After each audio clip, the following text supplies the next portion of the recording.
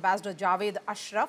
Ambassador Ashraf, SCO in Tianjin, SCO in terms of its grouping also isn't really seen as cohesive. I want to understand from you, when it comes to outcomes and also optics, where do you see this SCO in Tianjin in the backdrop of geopolitical tensions and tariffs stand? And has this grouping managed to send a message to the West? Maria, first of all, I don't think in today's world any grouping is cohesive because there are, if you look at the transatlantic relationship, if you look at NATO, if you look at the European Union, even ASEAN, which always worked on the principle of consensus, because of the fluidity of the situation, sometimes multiple and conflicting interests, there can be differences within the group. But is there a larger purpose that drives it and which enables the grouping to move forward? I think first and foremost, SEO is important and should always be treated as important because it covers as a grouping the entire Eurasian landmass, very important countries, and now it is stretching into Southeast Asia, South Asia, Middle East, and Caucasia. So it is important for India to be part of this grouping. I think that this got a lot more attention and play because of the current geopolitical situation, in particular in India, because of the current turmoil in our relations with the United States and to an extent with the West. However, I think we should see this in and of itself and not something that needs or should get attention as a rebound, as it were, after a rebuff from the United States. That would be setting ourselves into a false trap. So I think we should focus on the merits of SU. As I've said, it is of great geopolitical, geostrategic and importance for us. It is a political geography that is of great concern. Second is that SCO is a reflection and it's expanding membership and dialogue partnership, as is the case of BRICS, about a new resistance to an existing hegemonic order that was set up by the West. And therefore, you see BRICS and SCO evoking a much higher level of interest, particularly in the global South, in Asia, in what we might also call the Indo-Pacific.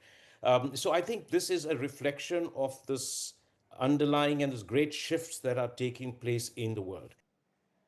Okay, Ambassador Ashraf, let's look at how the world would be watching that famous imagery. And I'm going to ask the producer to put that on our television screens, which is, of course, a pull aside which happened between Prime Minister Modi, Xi Jinping, and Vladimir Putin.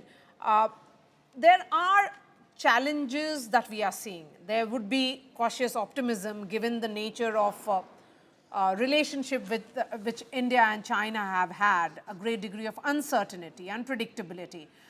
There are multiple equations being forged, multiple, being broken in the last few months that we have seen. Do you see this as some kind of build-up to Quad? Although the message that has come in so far from America is that Donald Trump may not attend the Quad summit in New Delhi.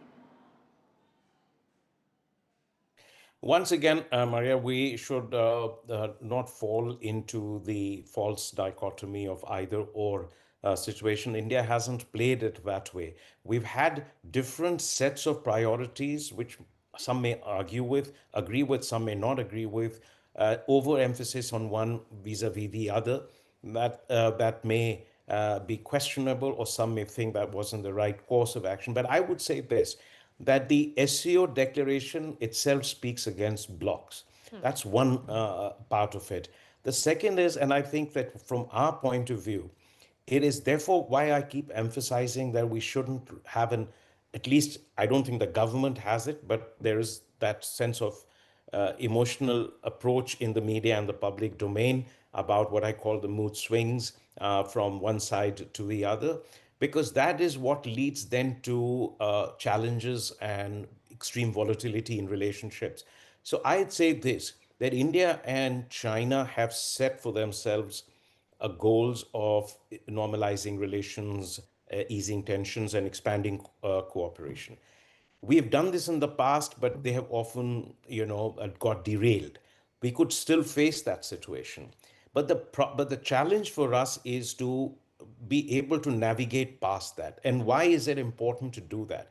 We are two neighbors. China is a major military, economic, technological power. It has now got expanding global influence. India is the fastest growing major economy, now going to be an engine of growth, is also very self assured and confident, is developing its military capabilities. I think that it serves neither country's global aspirations and internal goals if they continue to be in a state of expanded or enhanced conflict or heightened tension all the time. So there is a need to find a way to maintain peace and tranquility in the relationship, which means that in case there are sometimes incidents, sometimes setbacks, how do we prevent that from becoming a source of a sudden precipitous freeze or decline in engagement? I mean, that is an important dimension. And for that, I think China also needs to be very sensitive to our interests and to our concerns.